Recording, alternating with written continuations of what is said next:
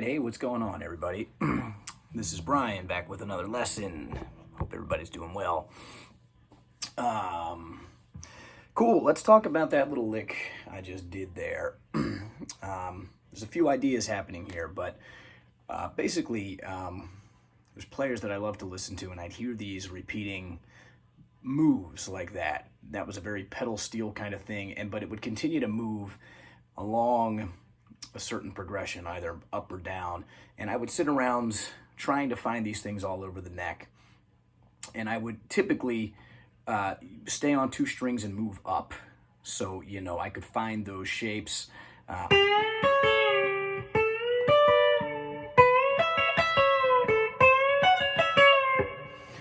And that's all well and good. You can do it like that, but when I kind of broke that paradigm shift that was going on in my head, and figured, okay, instead of that, let's just take a shape on each set of strings and see if we can find something that has that pedal steel effect.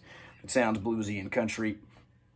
And so I came up with a bunch. And basically, any place, I'm doing this one over A. I'll do most of my examples over A. Any chord you're playing, you can find the outline of that chord. So if we're looking at, say, A7, we're looking at it here on the 5th position, well, any of those two notes I can play, you can just consider them a dyad. So there I'm playing B and E, here I'm playing B and G, G and D, D and A, and then A and E. So those are all,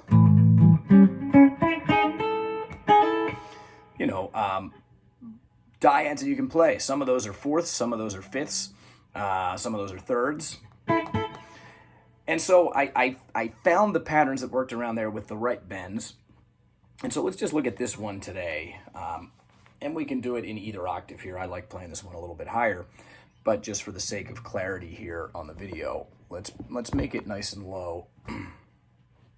And so here's going to be our shape, all right? Again, this is all happening over an A7, but we could do it over any chord. And the reason I picked this shape, it's a pretty easy starting point because we're looking at the 5th fret. That's kind of our relay point, if you will. And people like that because people know that, all right, A on the 5th fret here, I can use my E string and I can find my A. That's great. I would challenge you to explore and try to find these bends all over, any A7 that you can come up with. You can find it on this shape there. You can find it on A9, A13. You can find it over here on this A7. You can find it down here on these A7s.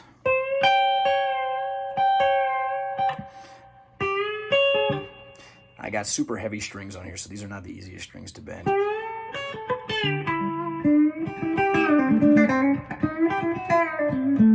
All right, and I really like to get that half bend shape. That half bend sound, to me, sounds really, really country. And so instead of going from a note that's diatonic here, which would be a D, I'm going to go up to this D sharp. If you've watched any of my videos, you'll see that I like talking about this note a lot. This is a flatted 5th or a sharp 4th. Now, over an A7, that has a really funky sound, especially when you bend it back into the 5th. But you'll hear a lot of guys, whether they're jazzers or bluesers or country guys, that do like to hang on that note.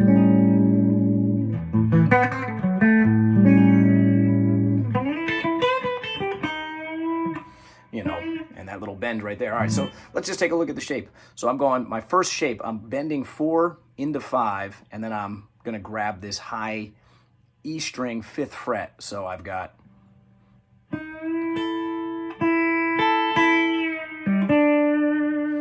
then I'm unbending and then coming down to the 3rd fret, D. All right? And there's that little step in between there where I'm coming down to the flatted 7th, or G here. So without the bend, it's going to sound like this.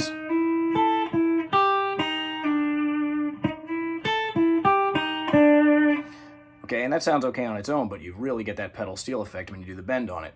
And again, I don't know why I picked this guitar because these strings are so heavy, but... Okay, so there's your first step. Next one, I'm going to bend.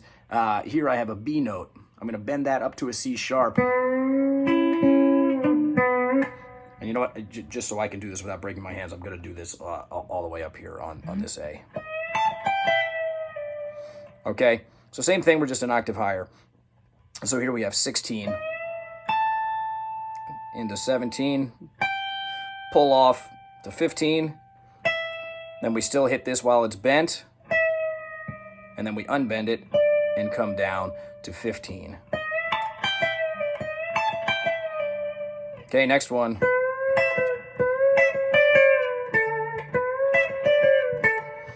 All right, here we have, let's see, geez, we're all the way up on 16. We're going to bend 16 up to 18. And we're going to do the same move here in that we're going to keep that bent. Okay, and then we're going to grab this note behind the higher of the two strings we're playing. Okay, the next shape, luckily for us, now this gets a little bit easier. Now we're going to be on 16 again. I'm going to bend with my third finger.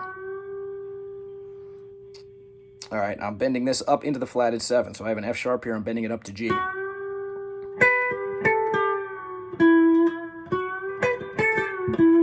So the bend, we hit the 16 on top of it. Hit the bent note again. You hit the 14 on, where are we at? The G string there. And then we unbend and then hit 14 on the D string. You hear how those notes are ringing together? That's what we want.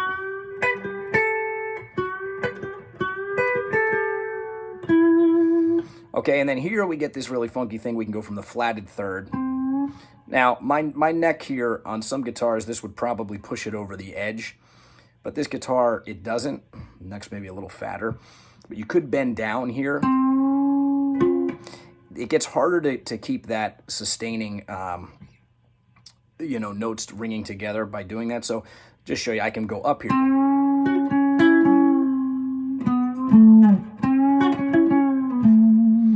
All right, so I'm going, I'm on 15, I'm bending up a half step, then I'm grabbing 16, bent note, 14, unbend, and I'm grabbing the 14 there on the A string. Oh no.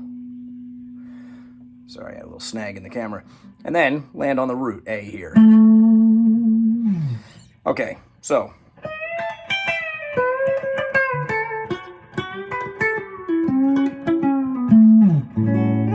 Okay, that was a little sloppy.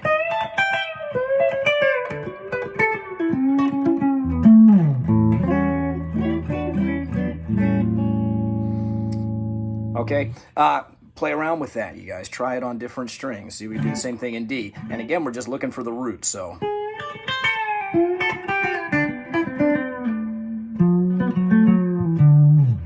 It's much easier on D. I should have just showed you the example in D.